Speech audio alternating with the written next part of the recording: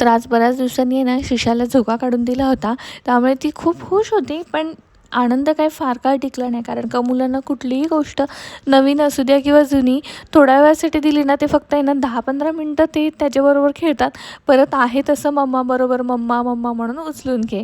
तर आज मला आहे ना माझं पूर्ण जेवण बनवायचं राहिलं होतं, तर त्यासाठीच मी तिला झोका काढून दिला होता. शेवटी आहे ना कसं तरी म्हणजे तिला रडत वगैरे समजून मी असं बनवलं होतं जेवण. तर चिकन बनवायचं होतं मस्तपैकी झणझणीत चिकनचा रस्सा, सुकं चिकन, बाजरीच्या भाकरी आणि शिशासाठी बघा आळणी रस्सा आणि भाकरी दिलं होतं. आणि त्यानंतर स्वरूप आला आणि स्वरूप आल्याला बोलला, मम्मा मला आहे ना सुकं चिकन खूप आवडतं, मला ओलं चिकन देऊ नको. त्यामुळे त्याला ते दिलं. आणि संध्याकाळी नंतर आम्ही वॉकिंगला गेलो. तर नेक्स्ट डेला आहे ना आम्हाला सुट्टी असली तरी लवकर उठायचं होतं, कारण का स्वरूपची पिकनिक जाणार होती. आणि त्याच्या डिमांडप्रमाणे त्याला टिफिन दिले, कारण का रोज रोज चपाती भाजीचा कंटाळा येतो. त्यामुळे डोसे, शेव आणि चिप्स आणले होते. आणि प्रत्येक त्याच्या टिफिनला, बॉटलला, सगळ्या गोष्टीला आहे ना लेबल लावायला सांगितलं होते टीचरांनी. तर हे बघा तो रेडी झाला आणि पप्पा त्याला सोडवायला गेले होते. आणि स्वरूप दादा गेल्यानंतर शिशा खूप रडत होती. मग तिचं म्हणणं होतं की मम्मा मला आहे ना खूप आधी तिची खूप आठवण येते, मग मला ते लावून दे. म्हटलं दीदी उठली नसेल म्हणून तिला फोन नाही केला, तर तिला टी व्हीला लावून दिलं.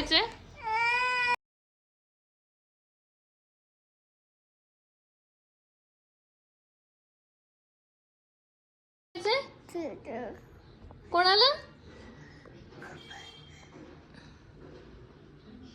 मम्माला बघायचंय तुला? मग कोणाला बघायचंय? मम्मा नको. मग कोण बघायचंय? कुका. कुकाची आठवण येते तुला? कुकाला बोल ये लवकर ये. मम्माला बघ ना तू.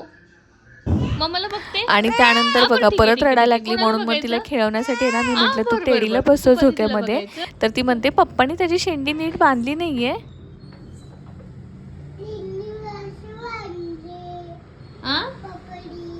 हे नीट बांधली नाही ना पप्पानी शेंडी? अरे तू बांधते का? बर बर.